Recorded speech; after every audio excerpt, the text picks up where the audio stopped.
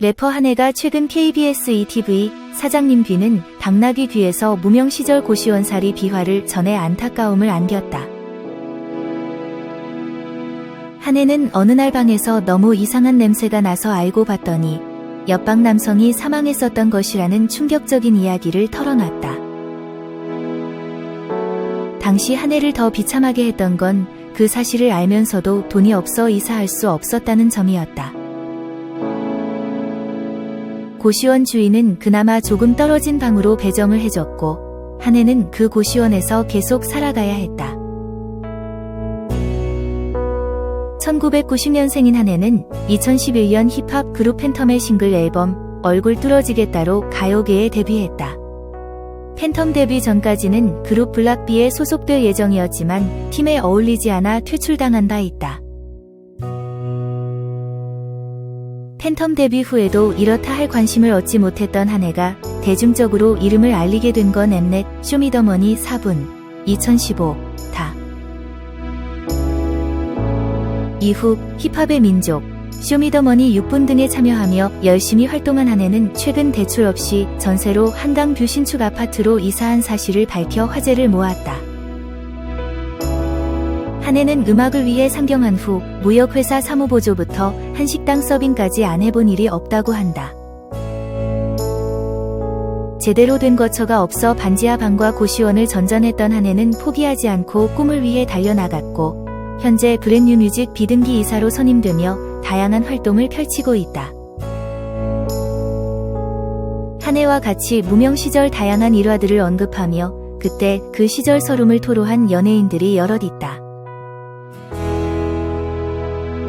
믿고 보는 배우 남궁민은 최근 TVN 유 퀴즈 온 더 블럭에 출연해 신인 시절을 회상하며 단역 내내 욕바지였다고 털어놔 눈길을 끌었다.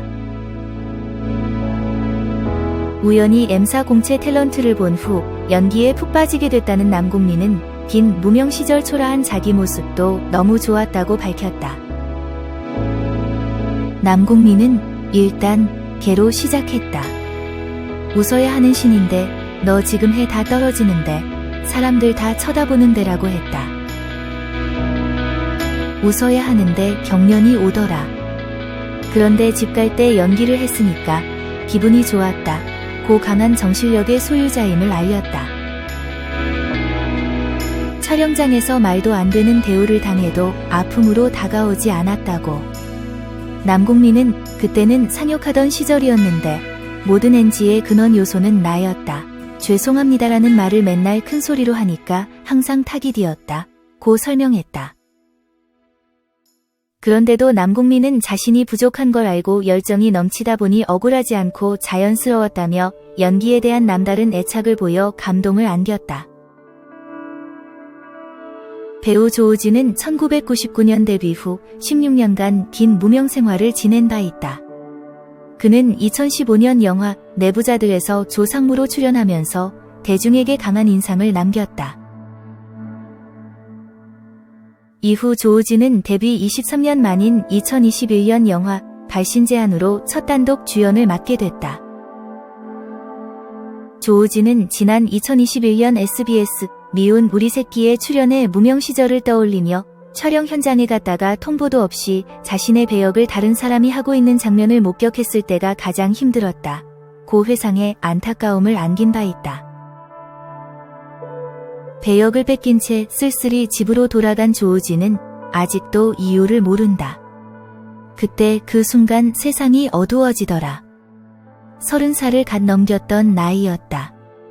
내가 할 수 있는 건 없었다. 고 털어놨다. TV조선 미스터트롯 스타 장민호는 2022년 KBS 1TV 아침마당에 출연해 무려 24년 무명서름을 토로했다. 1997년 그룹 유비스로 데뷔했던 장민호는 당시 H.O.T, 잭스키스, 신화, 태사자 등 1세대 아이돌과 함께 치열하게 활동했지만 그룹이 망하는 불행을 겪었다. 이후 남자 듀오 바람으로 잠깐 활동했지만 인기를 얻지 못했다. 당시 수입이 없어 휴대폰 요금도 내지 못했다는 장민호. 그는 대출받기 시작했고 소액의 돈은 갚지 못할 정도로 불어나게 됐다고 한다. 이에 장민호는 공사 현장에 가서 아르바이트하며 생계를 유지할 수 있는 비용을 만들기 위해 노력했었다고 전했다. 이후 계속된 무명의 장민호는 항공사 스튜어드를 준비하기도 했다고 밝혔다. 그는 나이가 차다 보니 어떤 일을 적합할지 찾았었다. 그때만 해도 얽매여 있는 시절이어서 현실도 마음도 떠나고 싶은데 그러자니 저도 돈을 벌고 살아야 하고 막상 떠나려니 두려웠다. 그러면 떠나는 직업이 좋겠다는 생각에 스튜어드를 찾았다. 고 설명했다.